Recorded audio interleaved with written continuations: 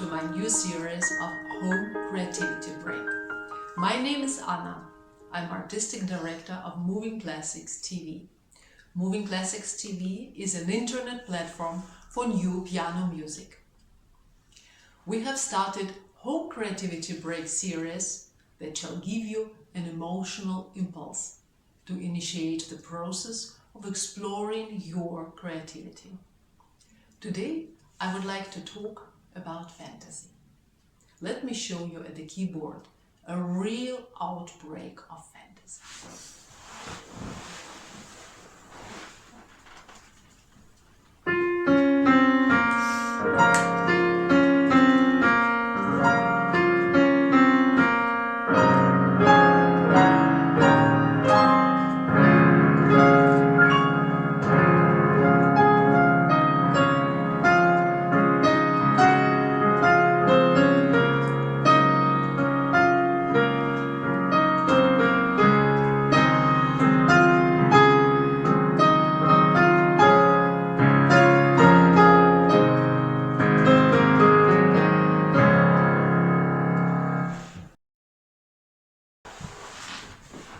It was Piotr Ilyich Tchaikovsky and his first piano concerto, the beginning.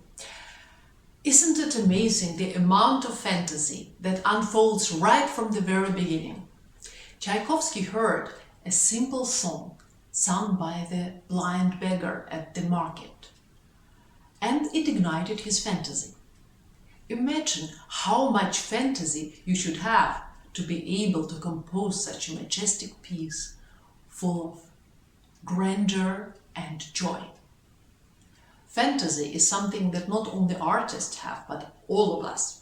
When we were kids, we would spend the whole time daydreaming, telling stories and playing. We were full of fantasy. The process of growing up and our increasing life experience led to the loss of fantasy and made our thinking more grounded and more reality-based.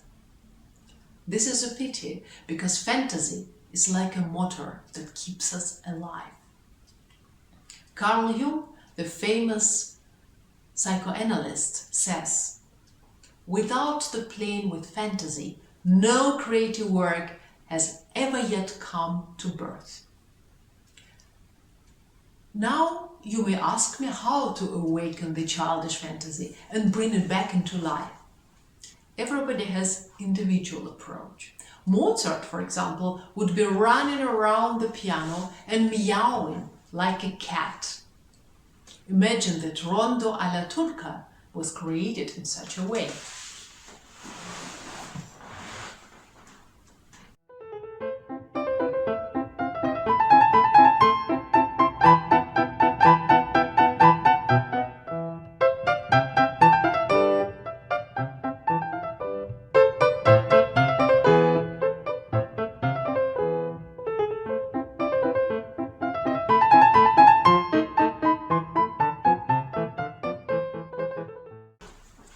Well, it sounds like an extreme way to awaken the childish fantasy, but behavioral scientists give us more practical advice.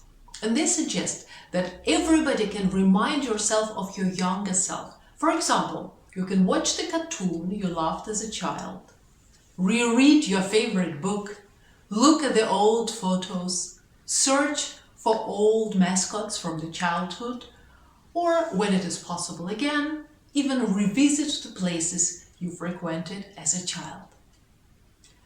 It can also be a question of a mindset. In my creativity breaks for companies, I ask participants one question. Are you an open person? And everybody, even those who show obvious doubts about participation in a workshop with music, say, yes, I consider myself an open person. If I ask them, are you open to imaginative ideas of your colleagues? Most of them would hesitate. They say that they do not want to lose their time with ideas they consider crazy. What is crazy and what is not crazy will be decided within seconds. And great ideas can also be destroyed within seconds. In this case, their openness is limited. In a little exercise, I let them experience the consequences of this attitude. And I distribute to the group percussive instruments that most of the participants held in their hands last time in the kindergarten. For example, rattle or triangle,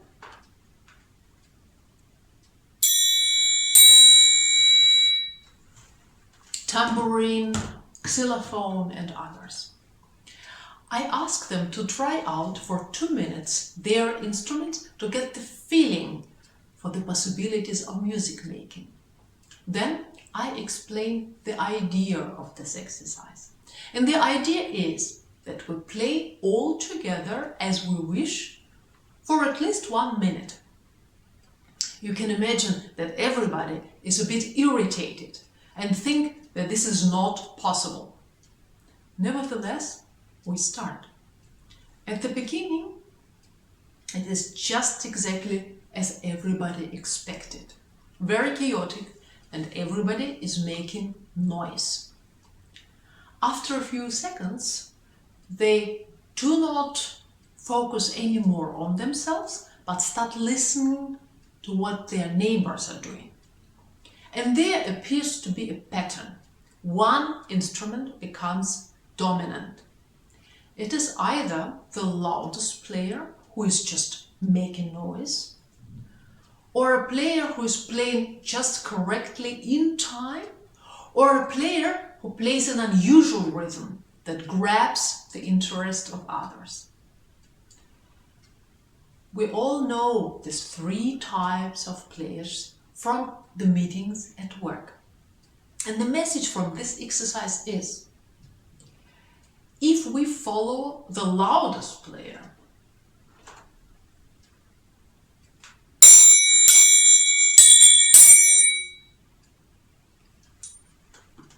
the time of making music together is very short. It ends in chaos. If we follow the player who is just keeping the rhythm,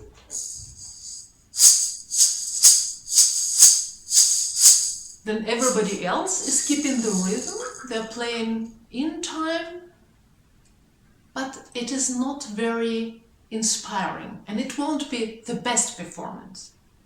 If participants follow creative player,